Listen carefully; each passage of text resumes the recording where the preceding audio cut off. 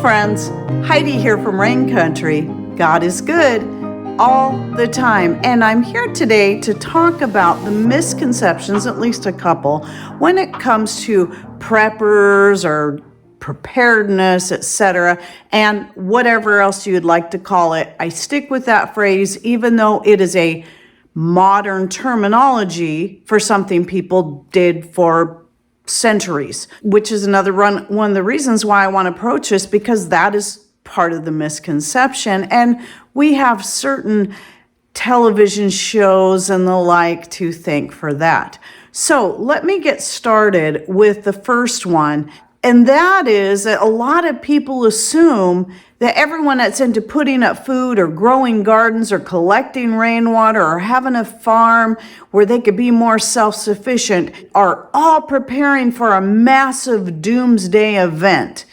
And that's just simply not true. While yes, there are a few that are doing that, that number is considerably far lower than people that are doing it simply just to get by, to get them through the hard things that life may throw their way at any given time, be it a small thing or a big thing, but most likely something that might only affect them as an individual or their own household.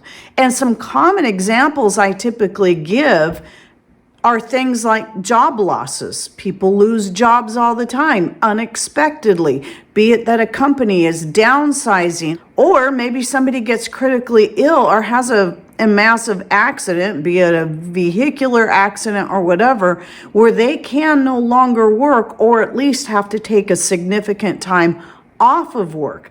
These things happen. Another one I commonly mention are power outages. And why do I bring that one up a lot? Well, because they're very common here.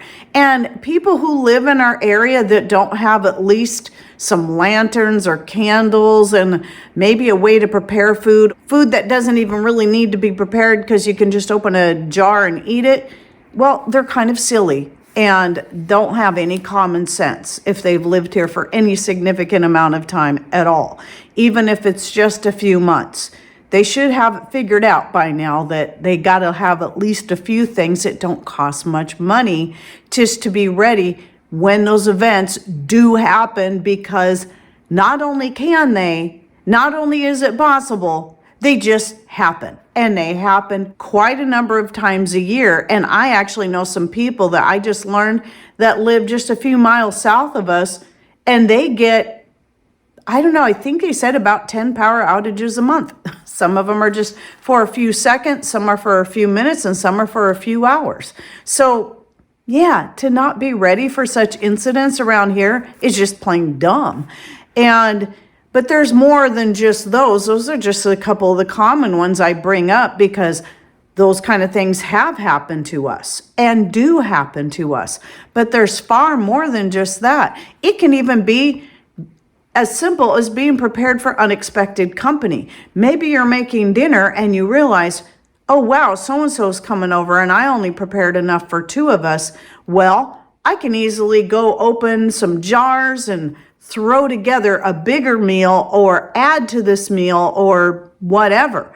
It can be as simple as that. It doesn't always have to be a negative event. It can be a positive thing that happens. Maybe something similar, like your friends are throwing together a spontaneous dinner party and you don't have anything prepared. But because you have food storage, you don't have to run to the store and get items to make something or buy some kind of pre-packaged item. You can simply, again, open a few jars of things that you've canned up and throw something together, whether it be a dessert or a main dish or a side dish. Those things are positive things, and those things can and do happen. So again, it's not about everybody just wanting to be ready for some big, massive failure that's going to happen or another event like 2020. It's just about being ready for anything that arises. And it's really just common sense.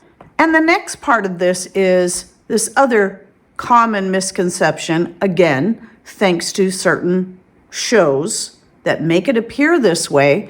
And because some of the people in those shows, at least one that I can think of, actually did have a lot of money on hand because they were rather wealthy, there's this assumption that everyone who does this or lives this kind of lifestyle just is very wealthy and has all kinds of money to just throw away on whatever. And actually, the very opposite is true. There's very few people that get into being more prepared, being more self-sufficient, that are that wealthy. Some, yes, but in most cases, they're just normal everyday people that make a medium to low income that have just learned how to start putting up and saving money, getting out of debt, and starting to put away things a little at a time. While you may see people who just have all this money to blow that decide, gee, I need to prepare for Y2K or whatever big event they're afraid of. Obviously, Y2K is come and gone, but you know what I'm saying, that they can just run out and buy 2 or 3 years supply worth of freeze-dried foods. That's not common. That is not common. Most people just put up a little at a time. Once they decide, if they haven't already been doing it because it was the way they were raised, once they realize, wow, this is a good thing to do, they usually start doing a little at a time, maybe focusing on just one thing at a time. Like, you know what? I think I should have a lot more flour on hand because I do a lot more baking. That was me. For me, it wasn't so much about being prepared for any kind of event. It's about living remotely and not wanting to have to run to the store all the time. I want to have my favorite types of flours and grains on hand, easily accessible to me and at a lower price because I can buy them in bulk. So my wheat grains, my oats, my rice, my organic unbleached white flour, and the like. A lot of it started there simply because of that. I wasn't thinking about being prepared for any special event. I was just thinking of convenience, which is also why I started canning more foods and jams and things based on what I could get easily around here. Because things like blackberries grow incredibly around here and grow wild, and certain blackberries around here are considered a noxious weed. Yet, we can go pick a whole bunch of blackberries and put them up as jams and have jams and syrups and canned blackberries for making pies and crisps all throughout the year. It's convenience. And so when you change your mindset, when you think of preppers and preparedness, and you're kind of new to this whole idea and you're wondering what the draw is, well, for a lot of people, it's simply that. It's simply the convenience of having your own little mini store right in your home or just outside your home, where if you need something, you just go get it. Gee, today I feel like making tamale pie. Gosh, I'm out of tomatoes in my pantry. Oh, wait, I have canned tomatoes in my food storage. You know, because a lot of us keep food in the kitchen pantry, but then we might have a separate pantry where we have a longer term food storage. And so again, for me, that's why I started putting up food, was to make it easy for someone who was raising a family, homeschooling our kids, and teaching classes here at home, and didn't always have the time to constantly run to the store every time I got an idea. It's like, well, this is a meal we really like and I make a lot, so I better make sure I put up a lot of this stuff, especially when it's on sale, so I can save money instead of having to run down and pay more because I need it right now. Now I've got it handy and I paid less for it than I would have had I waited.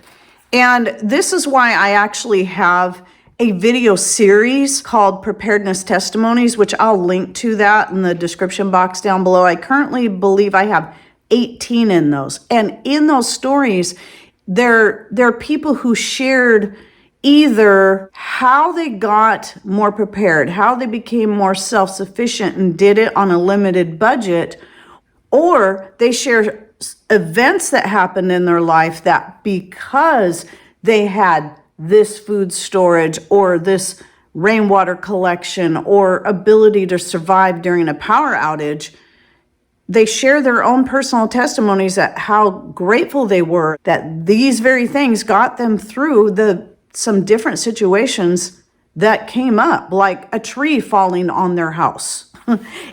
Anything like that can happen, and it's just about being prepared for them.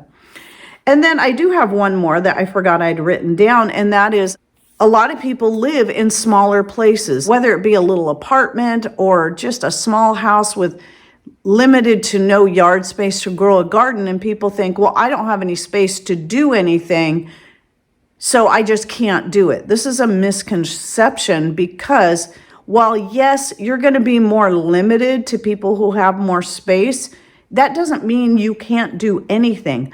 I know plenty of people who live in small places who made the most out of what they had. And what a lot of people either don't know because they're new to my channel, or they forget, is that right here where we do most of everything, our gardening, our chickens, etc., we just live in a little corner lot in a neighborhood. We have since we started this channel, acquired a couple more pieces of property that we can expand on, and one of them we have expanded onto somewhat.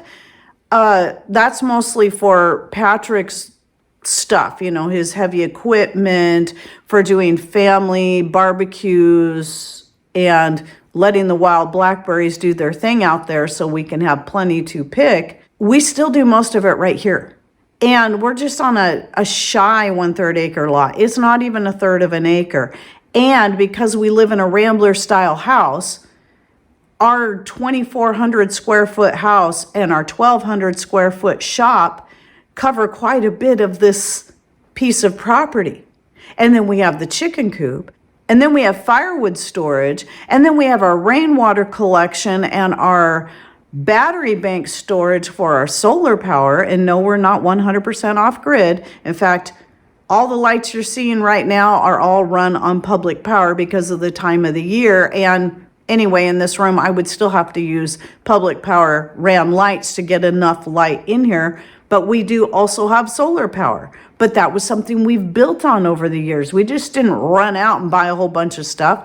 We started with a few batteries and a couple of solar panels and slowly built upon that as we went, as finances allowed us to do that. And by the way, if you're new to my channel, where we live, it is pretty much impossible to be 100% dependent all year long on solar power because of our near constant cloud cover and rainfall about 9 months out of the year, that's where we are right now. In fact, right now I can hear the rain just coming down in buckets on our metal roof. So my point being, though, is that we're doing all this on this very limited space, and we're making it work. Can I grow everything that other people grow or everything that we eat here?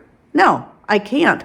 But this is also why I have food storage. This is also why I stock up on a lot of things from Azure Standard and put it up, including fruits and vegetables that I cannot or do not yet grow due to space or climate.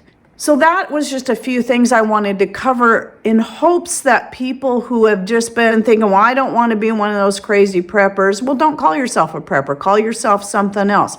Or preppers only do this because, they're afraid of some massive worldwide event.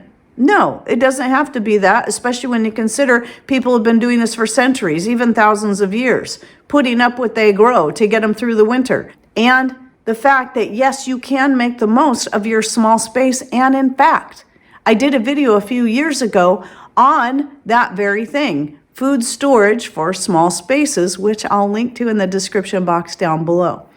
So anyway, I hope you enjoyed this video, and please, anybody who has any ideas, suggestions that they'd like to share, so people that are coming in and watch this video would like to get some other ideas, other thoughts from you as well, please share those in comments down below, because those comments, you might not realize just how helpful they are, even more so often than my own videos, to other people. So the cool thing about my videos is I can share my experience, my points of view, and other people can share as well, so you can get a bigger picture, a full idea of all these things. So yes, please share. And if you're new coming in here and you don't have anything to share, and you'd like to learn more, read those comments. And don't forget to check out the video links I'll be putting in the description box down below by clicking on more or show more somewhere down here below the video screen. And thanks for watching. Take care and God bless.